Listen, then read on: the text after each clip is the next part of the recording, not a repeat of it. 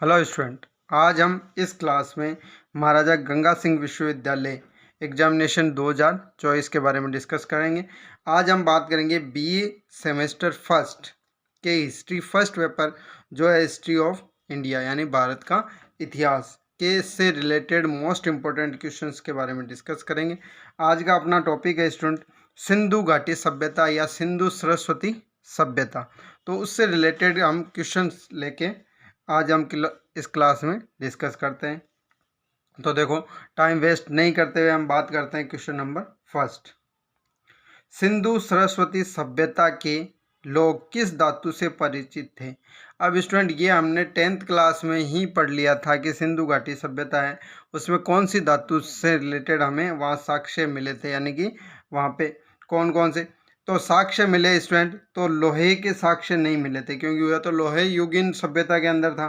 सोने और चांदी के आभूषणों की वहाँ पे कोई बात नहीं होती, लेकिन कांस्य के आभूषण हमें वहाँ पे मिलते हैं। तो अपने ऑप्शन है लोहा, बी सोना, सी चांदी, डी कांस्य और ई अनुत्तरित प्रश्न, यानी कि हमें यदि इसका आंसर नहीं आता है तो हम से ऑप्शन ई वहाँ पे चूज करेंगे, यानी कि हम इस प्रश्न का आंसर नहीं देंगे।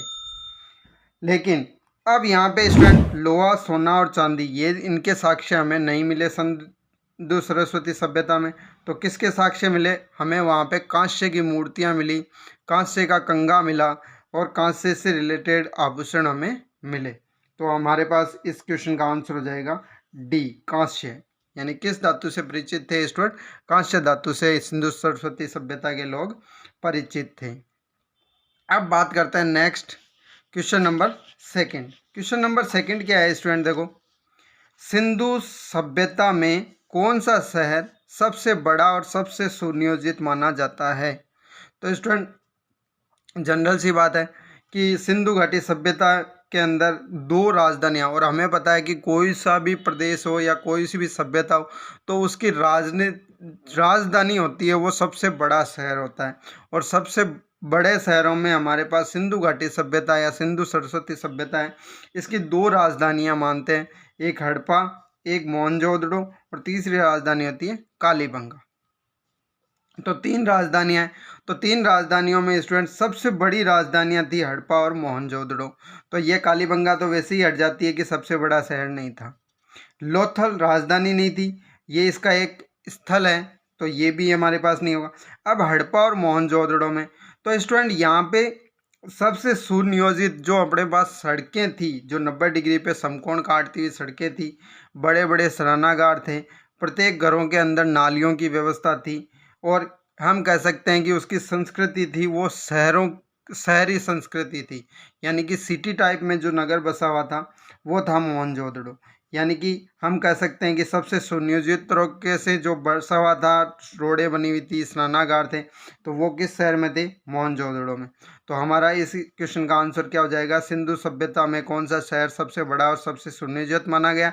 तो वो हो जाएगा मोहनजोदड़ो। तो इस क्वेश्चन का आंसर राइट आंसर हो जाएगा बी मोहनजोदड़ो। फिर नेक्स्ट क्वेश्चन की बात करते हैं स्टूडेंट, क्वेश्चन नंबर थर्ड। तो क्वेश्चन नंबर थर्ड क्या है?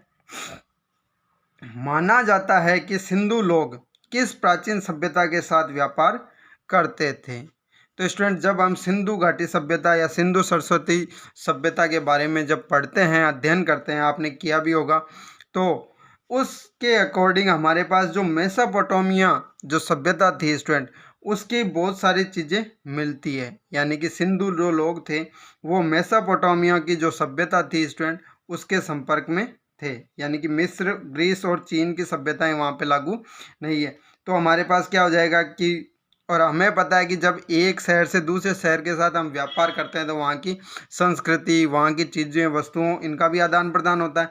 यानी कि सिंधु सभ्यता में हमें मेसोपोटामिया की चीज़ें मिली, यानी कि वो व्यापार किससे करते थे?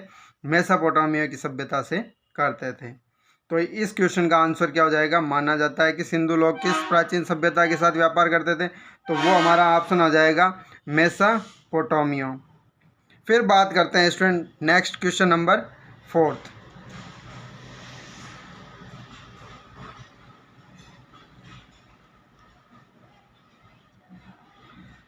क्वेश्चन नंबर 4 दिया गया है, डांसिंग गर्ल जो नाचने वाली लड़की की जो मूर्ति किस सिंधु सरस्वती स्थल में पाई गई है? एक प्रसिद्ध कलाकृति है। तो स्टूडेंट जो हमें एक कांस्य की मूर्ति मिली है स्टूडेंट सिंधु सरस्वती सभ्यता में, वो किस स्थल पर मिली? डांसिंग गर्ल की। तो ये तो स्टूडेंट जिसने सिंधु सरस्वती सभ्यता को कंप्लीटली अध्ययन किया है वही बता सकता है। हमें ऑप्शन दिया गया है ए हड़प्पा, बी लोथल, सी कालीबंगा, डी मोहनजोदड़ो और ई अनुत्तरित प्रश्न, यानी हमें आंसर नहीं पता। तो स्टूडेंट जब जो शहरी केंद्र था, जो हमारे पास डांसिंग गर्ल की जो मूर्ति प्राप्त होती है वो हमें प्राप्त होती है मोहनजोदड़ो से। तो ये भी आप ध्यान रखें स्टूडेंट, इस क्वेश्चन को कई बार एग्जाम में, कंपटीशन एग्जाम में भी पूछा जाता है। जो आरपीसी सेकंड ग्रेड का एग्जाम लेती है स्टूडेंट हिस्ट्री से, वहाँ पर भी ये क्वेश्चन पूछा गया है, तो आप इसका खास करके ध्यान रखें। फिर हम बात करते हैं student next question number 5। Student एक सभी स्टूडेंट्स से आग्रह है कि आप इस क्लास को, यदि आपको अच्छे क्वेश्चनों का एक कलेक्शन अच्छा लगता है तो आप लाइक कीजिए और कमेंट करके हमें बताएं कि आपका ये जो क्वेश्चनों का कलेक्शन है वो किस प्रकार का है, और अपने जितने भी क्लासमेट्स हैं, कॉलेज फ्रेंड्स हैं, उनको शेयर कीजिए। फिर देखो क्वेश्चन नंबर 5 दिया हुआ है, सिंधु लोग एक सींग वाले जानवर द्वारा दर्शाए गए देवता की पूजा करते थे। ये कौन सा जानवर था? तो स्टूडेंट एक सींग वाले जानवर को दर्शाया गया है।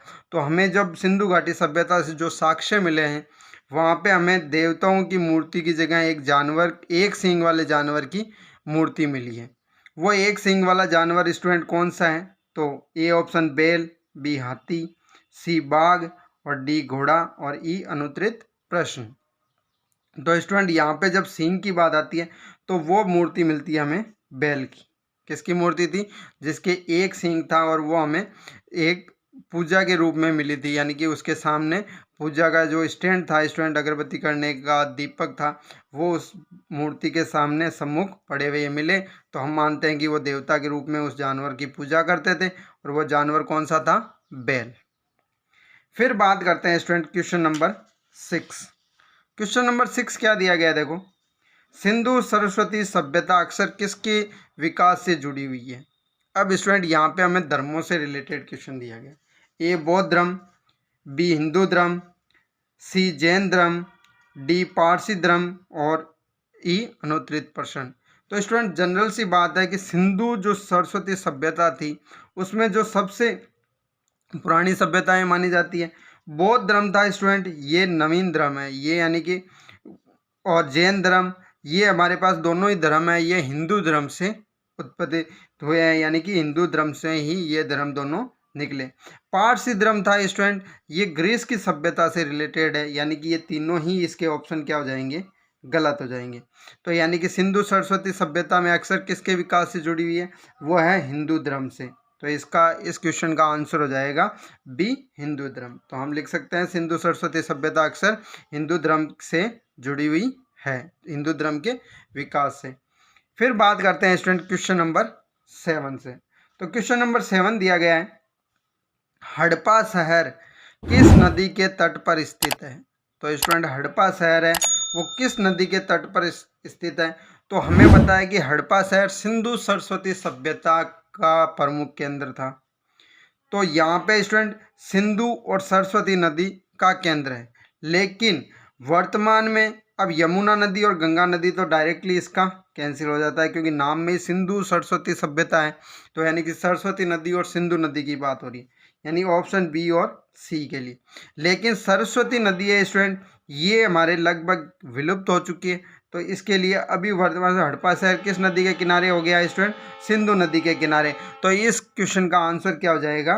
सी, सिंधु नदी। तो यहाँ पे बी गलत हो जाएगा स्टूडेंट। तो इस हड़प्पा शहर किस नदी के तट पर स्थित है? तो वो आंसर है सिंधु नदी, सी। इसी प्रकार नेक्स्ट क्वेश्चन की बात करते हैं, क्वेश्चन नंबर 8। तो क्वेश्चन नंबर 8 क्या दिया गया है? देखो, प्राचीन ग्रंथों में वर्णित सरस्वती नदी का आधुनिक नाम है, यानी वर्तमान में हम सरस्वती नदी को क्या कहते हैं? वैसे तो स्टूडेंट सरस्वती नदी है वो विलुप्त हो चुकी है, लेकिन हम बात करते हैं तो गंगा नदी, यमुना नदी, सी सतलुज नदी, डी घग्गर एंड ई अनुत्तरित प्रश्न। तो स्टूडेंट जो घग्गर नदी है उसका उपनाम हमारे पास सरस्वती नदी है। तो प्राचीन ग्रंथों में जो सरस्वती नदी है उसका आधुनिक नाम हम क्या मानते हैं, घग्गर नदी है। तो इस क्वेश्चन का आंसर हो जाएगा डी, घग्गर नदी। फिर इसी प्रकार हम नेक्स्ट क्वेश्चन की बात करते हैं, क्वेश्चन नंबर 9। तो क्या दिया गया है, कौन से साक्ष्य सिंधु सरस्वती सभ्यता में सामाजिक पदानुक्रम के अस्तित्व को बताते हैं। स्टूडेंट, सामाजिक पदानुक्रम क्या होता है कि एक व्यक्ति को दूसरे व्यक्ति से पद में या किसी भी व्यवस्था में ऊपर नीचे बताना। तो यहाँ पे देखो ऑप्शन दिए गए हमें, ए गढ़ संरचनाएं, बी महान स्नानागार, सी जानवरों के साथ शील, एंड डी विभिन्न आकार के घर। तो स्टूडेंट यहाँ पे जो पद है व्यक्ति का वो सामाजिक पदानुक्रम किस अस्तित्व को बताएगा। महान स्नानागार है तो वहाँ पे सब इक्वल थे, विभिन्न आकार के घर हैं तो वो भी बराबर जो पद के व्यक्ति थे उनके हो सकते हैं, लेकिन जो गढ़ीय संरचनाएं थी यानी कि जो व्यक्ति पद में बड़ा था या राजा था या सम्राट था तो वो गढ़ीय संरचनाओं में यानी जो गढ़ जैसे गढ़नुमा मकान थे या घर थे उनमें रहते होंगे। तो हम कह सकते हैं कि ये गढ़ीय संरचनाएं यही सामाजिक पदानुक्रम के अस्तित्व को वहाँ पे बताती है। तो इस क्वेश्चन 9 का राइट आंसर क्या हो जाएगा, ए गढ़ीय संरचनाएं। नेक्स्ट अब बात करते हैं स्टूडेंट क्वेश्चन नंबर 10। तो क्वेश्चन नंबर 10 क्या दिया गया है, निम्नलिखित में से कौन सी सिंधु सरस्वती सभ्यता की विशेषता नहीं है। तो सिंधु सरस्वती सभ्यता में स्टूडेंट देखो, ए शहरी नियोजन, बी मानकीकृत वजन और माप, सी रथ युद्ध, डी उन्नत जल निकासी व्यवस्था।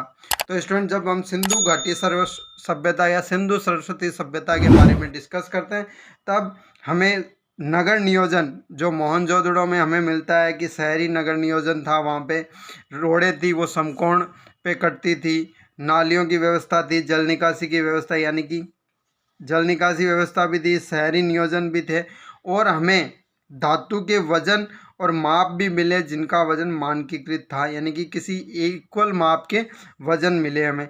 तो यानी कि ये भी था, लेकिन कौन सा स्टूडेंट, वहाँ हमें कोई भी युद्ध के साक्ष्य नहीं मिले। तो किसी भी प्रकार का युद्ध हो तो कोई साक्ष्य नहीं है, तो इसका आंसर क्या हो जाएगा स्टूडेंट कि हमें साक्ष्य नहीं है, विशेषता नहीं है, तो वो क्या हो जाएगा, रथ युद्ध। यानी कि सिंधु सरस्वती सभ्यता की विशेषता कौन सी है स्टूडेंट, शहरी नियोजन है, मानकीकृत वजन और माप है, उन्नत जल निकासी की व्यवस्था भी थी, नालियां बनी हुई थी, लेकिन रथ युद्ध से रिलेटेड कोई भी हमें साक्ष्य नहीं मिला। तो इस क्वेश्चन का आंसर हो गया सी। तो इस प्रकार स्टूडेंट आज की क्लास के लिए ये 10 most important multiple choice question जो भारत के इतिहास से रिलेटेड सिंधु घाटी सभ्यता टॉपिक से थे, आपको किस प्रकार लगे तो आप कमेंट बॉक्स में जाके कमेंट ज़रूर कीजिए स्टूडेंट, और अपने जितने भी कॉलेज फ्रेंड्स हैं और क्लास फ्रेंड्स हैं उनको आप ये शेयर कीजिए। इसी के साथ मिलते हैं अगली क्लास में नेक्स्ट क्वेश्चनों के साथ और अच्छा कलेक्शन लेके, तब तक आप पढ़ते रहिए। Thank you.